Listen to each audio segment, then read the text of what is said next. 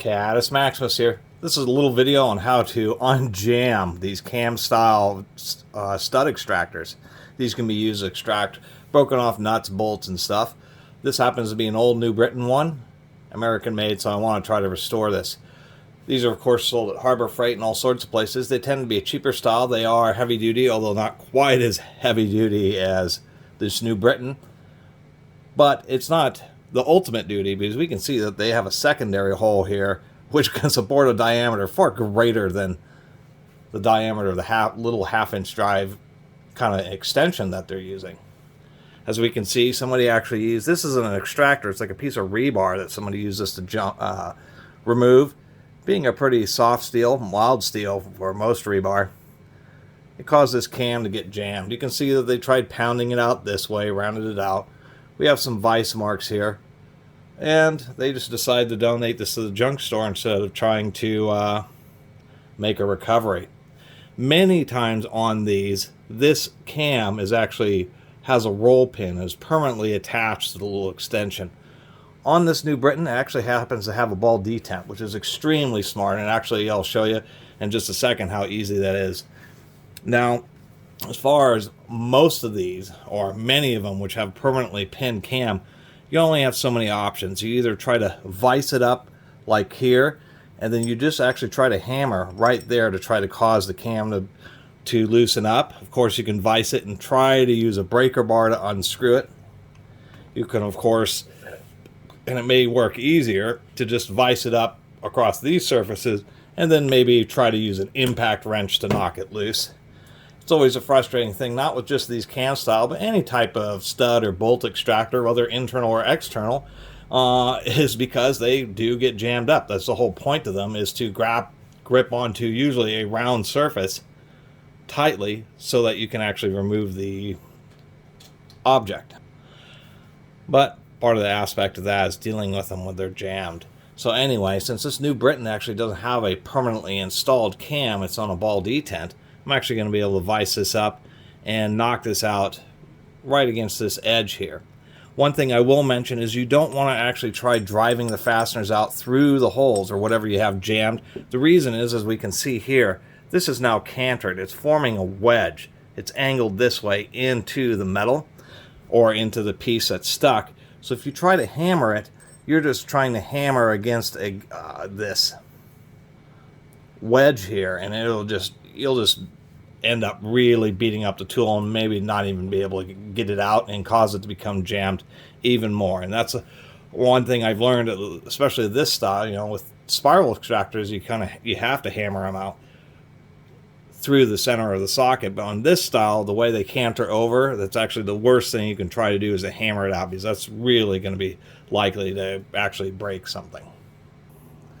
Remember to wear safety glasses, and if you're hammering if you have a choice in which direction you're hammering in a vise, you'll want to hammer towards the fixed jaw, towards the larger mass. It's much better for your vise rather than hammering towards the moving jaw, because then all the load and the impacts are actually on the internal guide and then on the screw.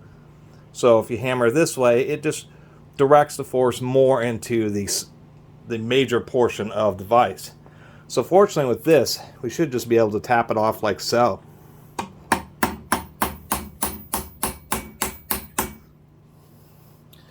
Do want to use a fairly substantial hammer, and it may take a few taps here.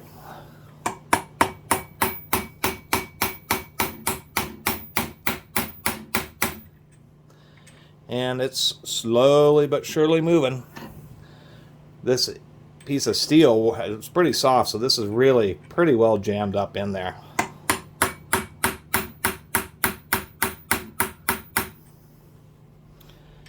Really well jammed up.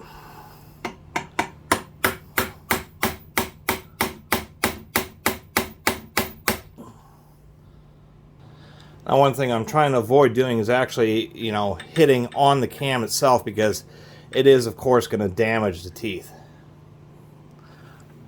And this is, of course, a process. I'm using a rag to try to prevent the vise jaws from dinging it up too much, but still, that's just the issue. These kind of tools, for the most part, I guess you could say they're they get beat up. It's the nature of these types of extractors. There's just really no way around it. I've hammered on this side some. I'm even rounding this edge out a little bit. But I do have to spend a moment hammering on this side so I can kind of, now it's kind of getting cockeyed this way, so I got to walk it off. And this really isn't working out so well. This is actually surprisingly jammed on there. It's kind of actually crazy, to tell you the truth, really beating this up. So I'm going to give the impact wrench a little shot here. Of course, I could try driving a wedge between the cam and the body. That's also another option. But these tools get beat up, so this is kind of the nature of the beast. Do pay special attention if you're going to try impacting, because you don't want to make it tighter. In this case, I actually need to go clockwise to try to release it. We'll see if I can get any luck at it. No go. Kind of scraped it up pretty good. I can see why this one was donated. This is really refusing to cooperate. What I mean is trying to drive a wedge like down into here. Some kind of sharp chisel or something like that. And in this instance, discovered the trick is to actually walk it this way. Hammer it a little bit there, and actually do hit on the back of the stud. You just don't try to remove it all at once, but just to cause it to want to walk out of there. Like this.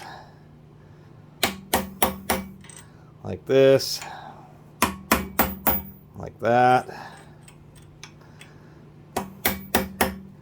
Like that. Like that.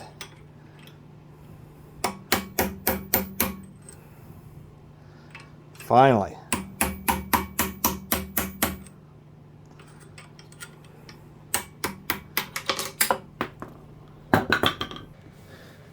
So as you can see, in that several minutes of messing with it, it can be a chore.